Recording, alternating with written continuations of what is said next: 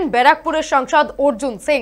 একই সঙ্গে বিজেপিতে যোগ দিলেন পূর্ব মেদিনীপুরের তমলুকের সাংসদ দিব্যেন্দু অধিকারী।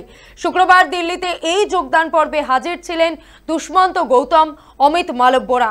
বিজেপি সাংসদ অর্জুন সিং ঘর ওয়াপসির পর এদিন বলেন, 2021 সালে যেভাবে ভোট পরবর্তী অশান্তি বাংলায় হয়েছে, যেভাবে খুন রাহাজানি হয়েছে, সেখানে সবথেকে বেশি তার এলাকায় লোকজন অত্যাচারিত হন।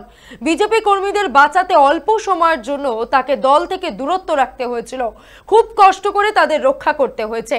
তবে বাংলায় তৃণমূলের সরকারের এসব নিয়ে কিছুই আসে যায় না। অর্জুনের দাবি, সন্দেশখালীর ঘটনার পর তিনি বিজেপির সঙ্গে যোগাযোগ করেন। অর্জুনের মুখে এদিন শোনা যায় সিএএ এর প্রশংসাও। তিনি বলেন, এইসব বিষয়কে সামনে রেখেই আমার মনে হয়েছে আবারও বিজেপিতে সক্রিয় হই।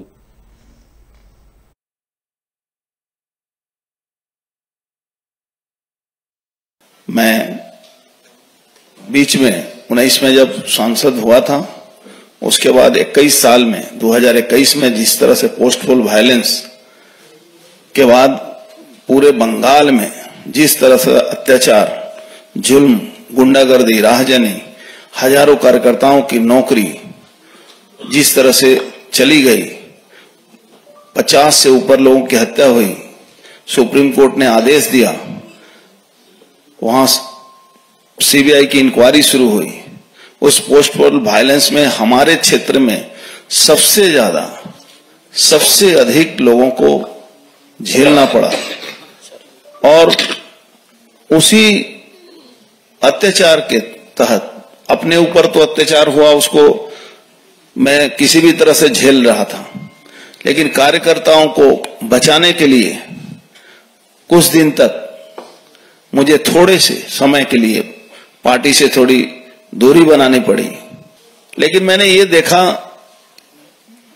कि सरकारी तृणमूल पार्टी जो पश्चिम बंगाल की है, जो तृणमूल की सरकार जो वहां है, उसको कोई मतलब नहीं है। वो सिर्फ और सिर्फ पुलिस और गुंडों के बल पर अत्याचार करके शासन में बने रहना चाहती है। और उसका ताजा नमूना हम लोगों ने संदेशखाली में देखा। आपको मैं बताऊं, एक संदेशखाली नहीं, पूरा बॉर्डर इलाका से लेकर पूरे बंगाल का हर विधानसभा कहीं ना कहीं संदेशखाली की तरह वहां के लोग जी रहे हैं। मैं जब संदेशखाली की घटना के बाद बहुत उत्तेजित होने के कारण मैं जब पार्टी से संपर्क किया कि इस तरह से चुपचाप बैठा नहीं जा सकता है, हमारे लिए हम प्रतिवाद भी नहीं कर सकते हैं, हम बोल भी नहीं सकते हैं, हम फिर से भारतीय जनता पार्टी में अपना योगदान देना चाहते हैं। बंगाल में अगर इस कुशासन से मुक्ति पाना है तो एकमात्र रास्ता है, हमारे प्रधानमंत्री जी वो जितना मजबूती से इस पश्चिम बंगाल को बचाने की कोशिश कर रहे हैं, और आने वाले दिन में उन्हीं के हाथ से ये बंगाल का उद्धार भी होगा।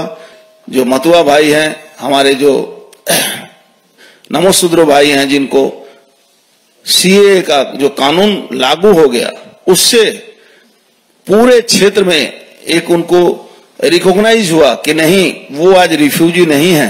इन तमाम बातों को हमारे नरेंद्र मोदी जी जो प्रधानमंत्री हैं, उनके बदौलत ये संभव हुआ है।